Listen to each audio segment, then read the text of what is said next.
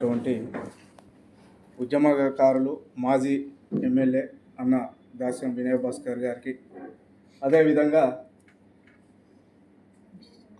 Hanamkonda BC సంఘం జిల్లా అధ్యక్షులు అన్న వేణుగోపాల్ అన్న గారికి, అదేవిధంగా సంగాని మల్లేశ్వర్ గారికి, ప్రొఫెసర్ మల్లేశ్వర్ గారికి, జేఏసీ వ్యవస్థాపకులు డాక్టర్ మంద వీరస్వామన్న గారికి, అదేవిధంగా ఎన్ఎస్యుఐ ప్రధాన కార్యదర్శి అల్వాల కార్తీక్ గారికి, మట్టెడ కుమార్ అన్న గారికి, అదేవిధంగా బీఆర్ఎస్వి యూనివర్సిటీ ప్రెసిడెంట్ ప్రశాంత్ గారికి, అదేవిధంగా ఎంఎస్ఎఫ్ సీనియర్ నాయకులు మంద భాస్కర్ గారికి, అదేవిధంగా మా పీడిఎస్ శ్రావణ్ గారికి, అదేవిధంగా ఇక్కడ ఉన్నటువంటి అందరి పేర్లు తెలుసు కాబట్టి, అదేవిధంగా యూనివర్సిటీ బిఎస్ఎఫ్ తమ్ముడు బొట్ల మనోహర్ గారికి, ప్రతి ఒక్కరికి కూడా పేరు పేరున మరి ఉద్యమాభివందనాలు తెలియజేస్తూ, ముఖ్యంగా ఈ భారతదేశంలో ఈ ప్రజాస్వామ్య వ్యవస్థలో ప్రజాస్వామ్యానికి విరుద్ధంగా పరిపాలన ఏదైనా ఉన్నదంటే అది కేవలం బీజేపీ గవర్నమెంటే. ఒకవైపేమో మతం పేరుతోటి ఓట్ల రాజకీయం చేస్తూ, మరొక వైపు అన్ని విధాలుగా ఇప్పుడు అన్న పెద్దలు మన మంద వీరస్వామన్న వివరించినట్టు చాలా అంటే చాలా రకరకాలుగా ఓట్ల రాజకీయాన్నే ప్రతి ఒక్క రాష్ట్రంలో వాళ్ళు చేస్తున్నటువంటి పరిస్థితిని మనం చూడవచ్చు. అయినప్పటికీ కూడా ఈ భారతదేశంలో ఒక మనిషి పుట్టుకకు ఎంత ప్రాధాన్యత ఉంటుందో అదే మనిషి చావుకు కూడా అంతే ప్రాధాన్యత, అన్నే సాంప్రదాయాలు ఉంటాయి. కాబట్టి ఆపరేషన్ కగారాన్ని పెట్టి అనేక మంది ఈ రాష్ట్రంలో ఉన్నటువంటి మన బిడ్డలను, ఈ తెలంగాణ బిడ్డలను ఆపరేషన్ కగార్తో ఒక డెడ్ లైన్ టైం పెట్టి ఇక్కడ ఉన్నటువంటి బిడ్డలను మరి పిట్టల్ని కాల్చినట్టు కాల్చుతున్న సమయంలో అప్పుడు కూడా అంటే వాళ్లకు ఈ సంస్కృతి సాంప్రదాయాలు అనేది గుర్తుకు రాలేదు. ఎందుకు రాలేదు, ఎవరి కోసం రాలేదంటే కేవలం ఓట్ల రాజకీయం కోసమే రాలేదు. ఒక మనిషి చనిపోయిన తర్వాత 9 రోజులు 10 రోజుల దాకా అక్కడ పెట్టిన తర్వాత మరి అప్పుడు ఉండేటువంటి మన సనాతన ధర్మం ఎటు పోతుంది, మన సంస్కృతి సాంప్రదాయాలు ఎటు పోతాయి, ఇవన్నీ కనుక ఆలోచిస్తే ఒకవైపు ఏమో వాళ్ళకు అవసరం ఉన్నప్పుడేమో ఈ ధర్మాలు, ఈ మతం అనేది గుర్తుకొస్తుంది, వాళ్ళని కాదనుకున్నప్పుడు మాత్రం ఈ మతం, ఈ సనాతన ధర్మాలు అనేది గుర్తుకురావు. ఇది ఒక పాయింట్ తీసుకున్నాం. అసలు విద్యార్థులు ఏం అడిగిళ్ళు ఢిల్లీలో మిమ్మల్ని?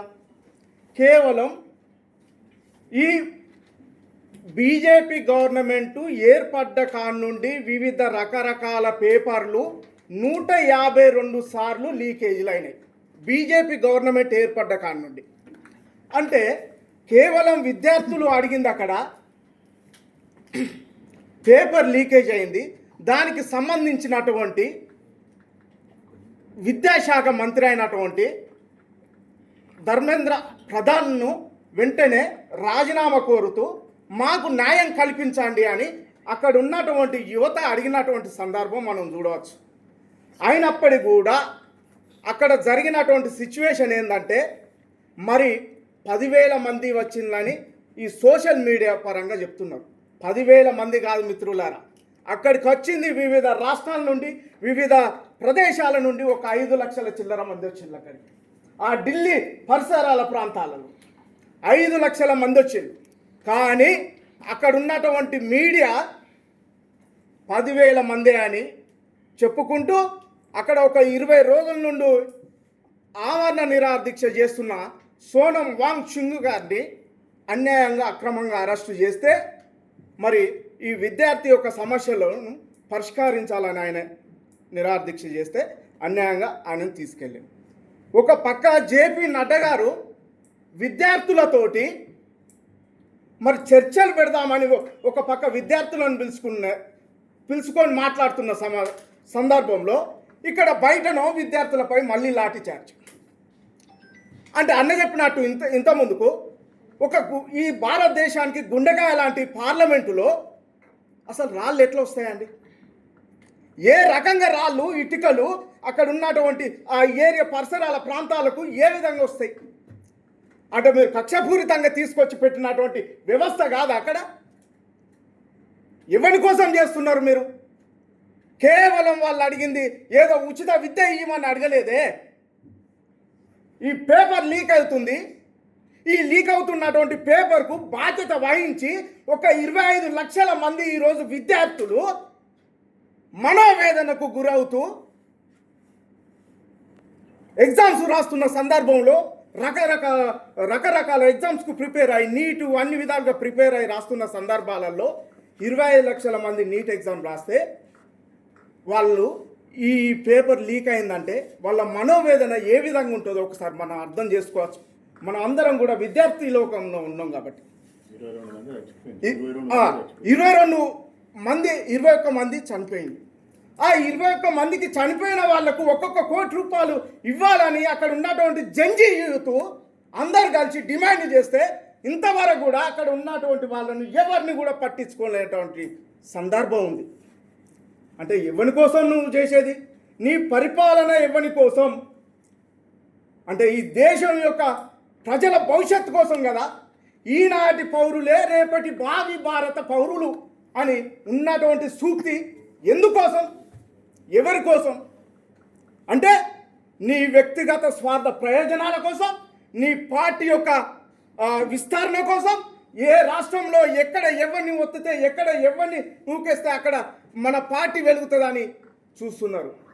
తస్మాత్ జాగ్రత్త బిడ్డ బీజేపీ గవర్నమెంట్. నేను ఒక్కటే తెలియజేస్తున్నా ఈ సందర్భంగా, అన్యాయంగా అక్రమంగా తెలుసో తెలియకో ఇక్కడ నుండి 8 మంది ఎంపీలను మనం తయారు చేసినాం. కానీ దయచేసి నేను ఒక్కటే తెలియజేస్తున్నా, దయచేసి ఈ బీజేపీ గవర్నమెంట్ను మనం బొంద పెడితే ఇక్కడ ఉన్నటువంటి జీవితాలే కాకుండా ఈ భారతదేశంలో ఈ వివిధ రాష్ట్రాలలో ఉన్నటువంటి యువతకు మంచి ప్రాధాన్యత ఇచ్చే అవకాశాలు ఉంటాయి. కాబట్టి దయచేసి మనం ఈ యొక్క ప్రోగ్రామ్ తోటి ఆగాదు మిత్రులారా. ఎందుకంటే యూత్ తలుచుకుంటే, ఈ భారతదేశంలో విద్యార్థులు తలుచుకుంటే చేయలేనటువంటి పని అంటూ ఏది ఉండదు. కాబట్టి ప్రతి ఒక్కరం చేయవచ్చు. అన్ని విధాలుగా ఇక్కడ ఉన్నటువంటి నాయకులందరూ మూకుమ్మడిగా ఈరోజు ఒకే వేదిక పైన కలిశారంటే బీజేపీ ప్రభుత్వం చేస్తున్నటువంటి అరాచకాలను మనం చూడవచ్చు. కాబట్టి దయచేసి మిత్రులారా, పెద్దలు ఉన్నారు మాట్లాడేవాళ్ళు. కాబట్టి ఈ రేపు మాత్రం అన్న ఒక మనకు సీనియర్ కాబట్టి అన్న చెప్పిన విధానంలో రేపు యూనివర్సిటీ మొత్తం బైకాట్ చేసి వీలైతే నడి రోడ్డు పైన మనందరం కూడా మూకుమ్మడిగా ఈ వరంగల్ సత్తా ఏందో అనేది ఒక్కసారి చూపిద్దాం మిత్రులారా. అందరం కలుద్దాం. కాబట్టి బాగుంటుందని అన్నలు పెద్దవాళ్ళు వినయ్ అన్న గారికి, వడ్లకొండ వేణన్న గారికి, ప్రొఫెసర్ మల్లేశ్వర అన్న గారికి, ఇంత గొప్ప అవకాశాన్ని ఇచ్చిన తమ్ముళ్ళు కుమ్మరి శ్రీనాథ్ గారికి, వెల్తూరి సాయి గారికి, వీళ్ళందరికీ కూడా మరొకసారి ధన్యవాదాలు తెలుపుకుంటూ నేను ముగిస్తున్నా. థ్యాంక్ యూ అన్న. మీరు చెప్పిన అన్ని పరిగణలోకి తీసుకొని కంపల్సరీ తూచా తప్పకుండా చేస్తాం. అదేవిధంగా